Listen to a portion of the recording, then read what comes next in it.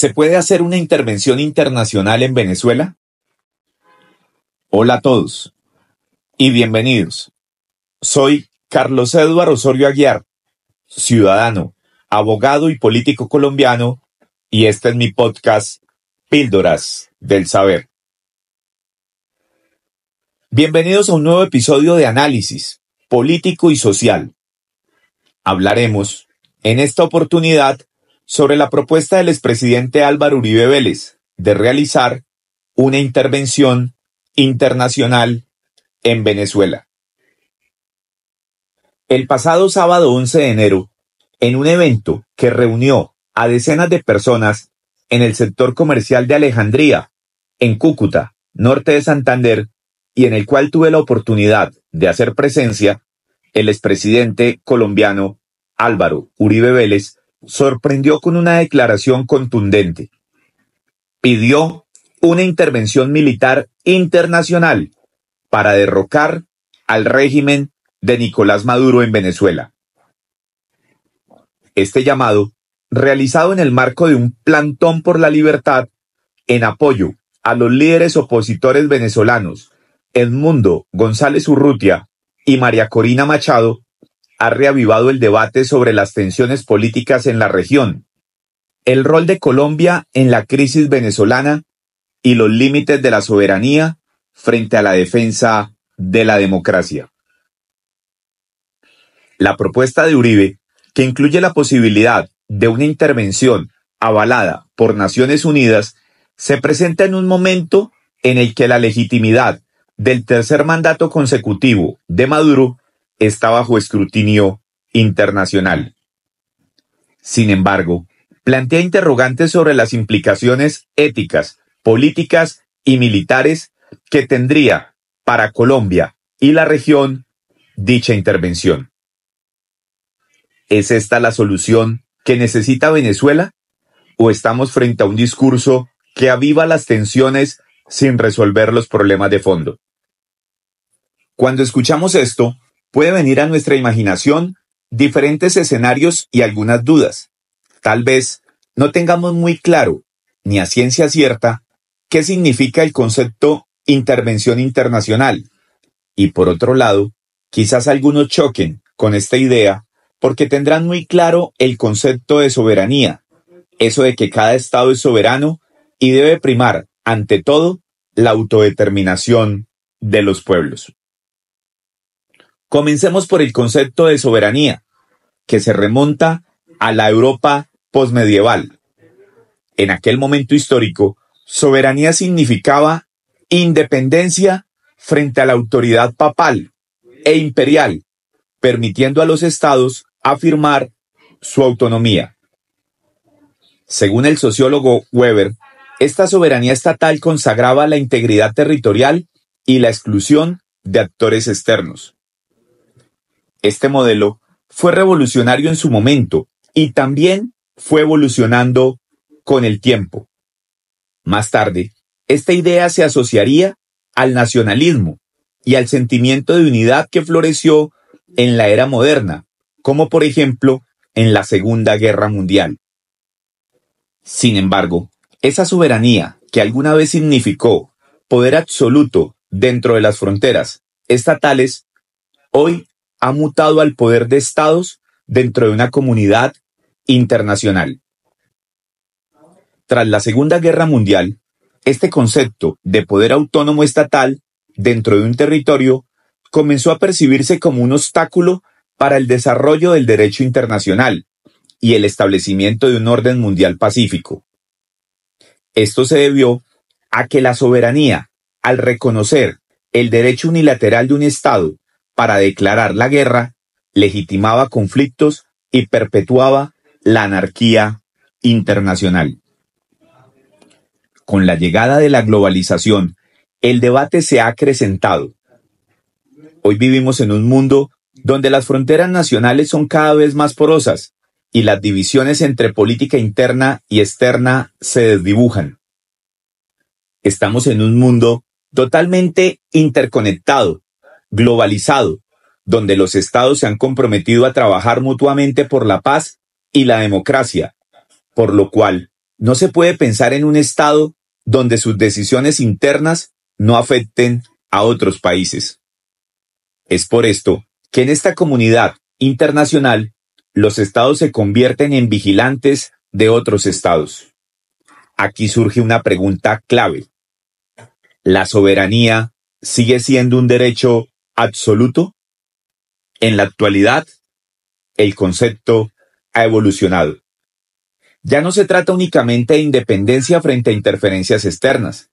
También implica deberes y responsabilidades, tanto hacia los propios ciudadanos como hacia la comunidad internacional.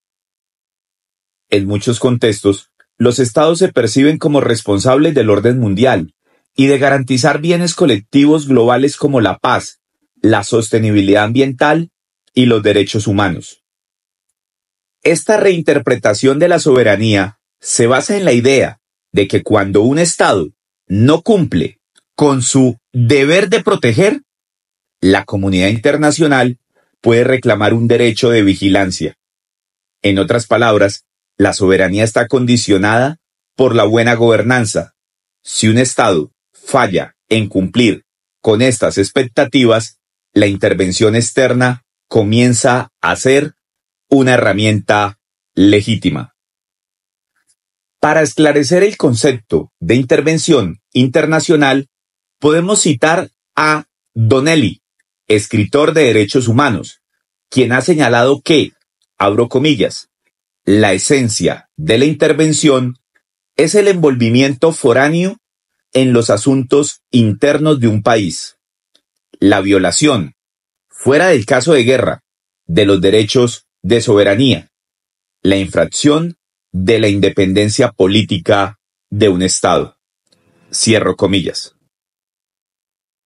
Ahora bien, podemos cuestionarnos acerca de si existe una razón que justifique una intervención por parte de la comunidad internacional, y en sí, dicha intervención no podría derivar en gravísimas y masivas violaciones de los derechos humanos. Sin embargo, los objetivos de las intervenciones son claras. La intervención implica la amenaza o el uso directo de la fuerza de un país frente a otro con el fin de alterar su comportamiento o cambiar su gobierno o sus políticos, cambios en el aparato estatal o en su personal, la remoción o destitución de algún funcionario o grupo específico del poder, el cambio de políticas generales o específicas, la alteración de creencias o valores culturales o políticos e incluso la alteración de patrones de distribución de población o económicos. Entonces, ¿es legal una intervención internacional? Hay varios cuestionamientos. Entre esos está el principio de no intervención, una norma de derecho internacional consagrada en la Carta de las Naciones Unidas. Sin embargo, como venimos explicando anteriormente, la necesidad de protección de los derechos humanos y de la paz de la comunidad internacional ha creado algunas excepciones. El informe denominado, abro comillas, la responsabilidad de proteger, cierro comillas, de la Comisión Internacional sobre Intervención y Soberanía de los Estados, publicado en 2001, propuso 6 criterios fundamentales para legitimar una intervención humanitaria. Causa justa, autoridad correcta, intención correcta, último recurso, medios proporcionales y perspectivas razonables. Este enfoque subraya que la responsabilidad de proteger no es solo una cuestión legal, sino también moral. En la práctica internacional se han reconocido excepciones a la no intervención, siempre bajo criterios claros y con objetivos específicos. Entre estas, destacan la autorización del Consejo de Seguridad de la ONU, el consentimiento del Estado afectado y la intervención humanitaria en casos extremos. Un ejemplo concreto es el apoyo internacional en contextos de fraude electoral, donde las acciones externas buscan proteger la voluntad popular y el orden constitucional. Casos emblemáticos incluyen Honduras, 2017. La Unión Europea y la OEA denunciaron irregularidades electorales y exigieron transparencia en el proceso. Gambia, 2016. La CEDEAO y la Unión Africana amenazaron con el uso de la fuerza para garantizar la transición pacífica de poder tras unas elecciones legítimas. Ucrania, 2004. Estados Unidos y la Unión Europea respaldaron protestas populares contra el fraude electoral, lo que resultó en la repetición de la segunda vuelta bajo supervisión internacional.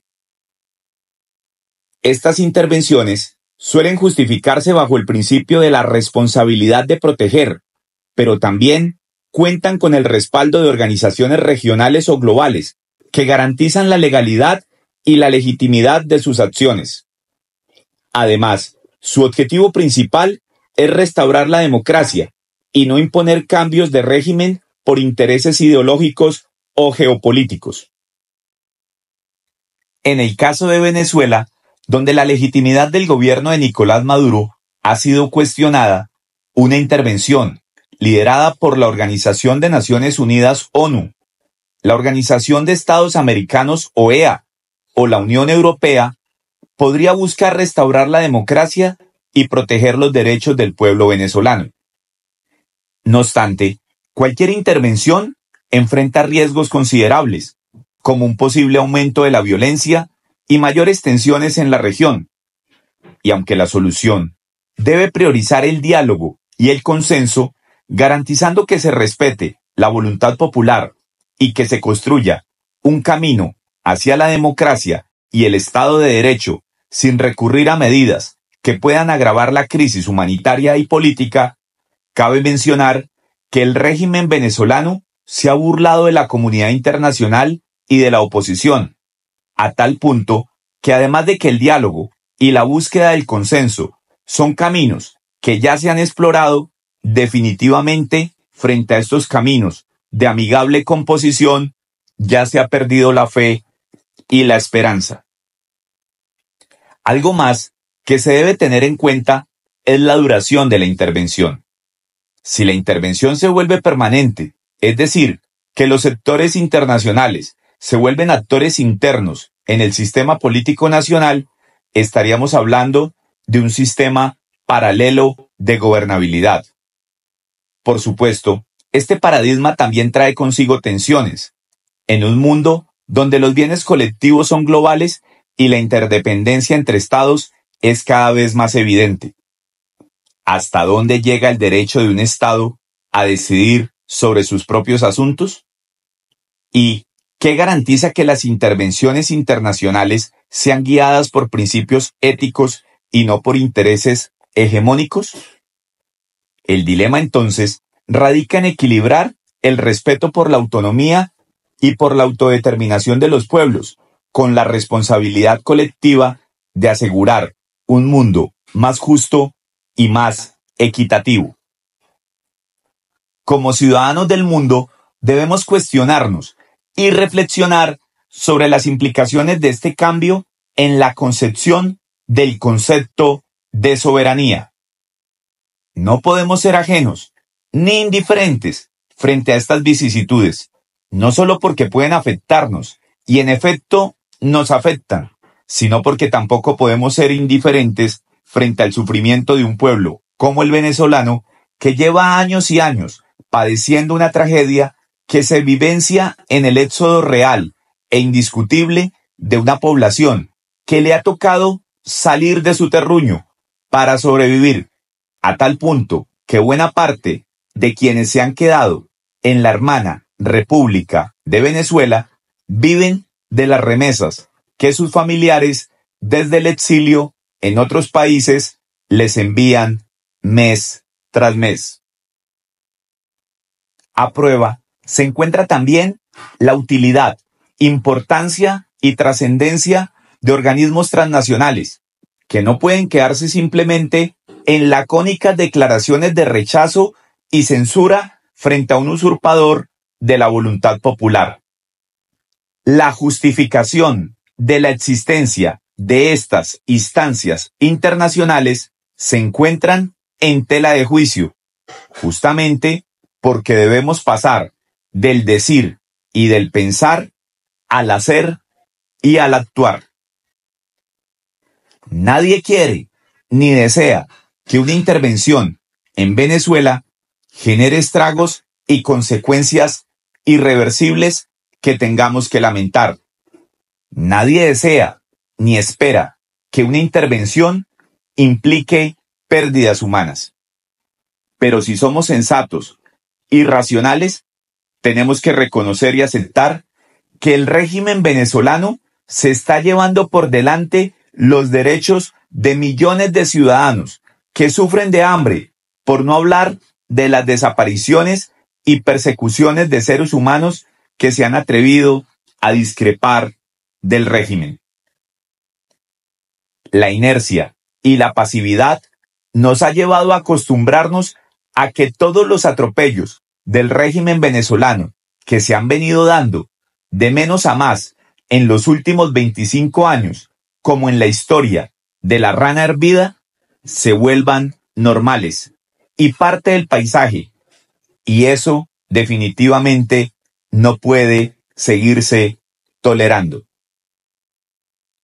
Mientras tanto, el presidente Gustavo Petro, el adalid de la doble moral, que legitimó al usurpador Maduro, enviando a un delegado del gobierno a su posesión, trata de relativizar y minimizar la problemática, diciendo que en efecto, en Venezuela no ha habido elecciones libres, señalando tímidamente la falta de garantías dadas a la oposición venezolana, pero cuestionando, eso sí, en tono mayor, las sanciones económicas y el bloqueo económico de que ha sido objeto Venezuela, como si acaso dicho bloqueo y dichas sanciones no fueran justamente una consecuencia de la violación de derechos humanos por parte del régimen a la población venezolana, olvidando incluso muy rápidamente el Acuerdo de Barbados, donde se levantaron algunas de las sanciones y medidas impuestas en aras de buscar un restablecimiento de la democracia, lo cual no fue suficiente para el régimen, que incumplió su parte en cuanto a garantías que debía brindar se refiere. El dictador no está dispuesto a entregar el poder pacífica y voluntariamente, que perdió en las urnas el 28 de julio de 2024. Así lo demostró el pasado 10 de enero. El gobierno de Maduro y de Diosdado han perdido el respaldo popular del pueblo, quien es el verdadero soberano. No me cabe duda que si pudiera hacerse una encuesta libre y espontánea, los mismos venezolanos, con todo y los riesgos que ello supone e implica, acompañarían la idea de una intervención, a ver si así, de una vez por todas, cesa la horrible noche. Gracias, muchas gracias. Espero haberles aportado algunas ideas, opiniones y píldoras del saber el día de hoy en relación con esta problemática que, como ciudadanos del mundo y como vecinos de Venezuela, sí que nos compete. Los espero el próximo lunes en un nuevo episodio de su podcast Píldoras del Saber. Hasta pronto.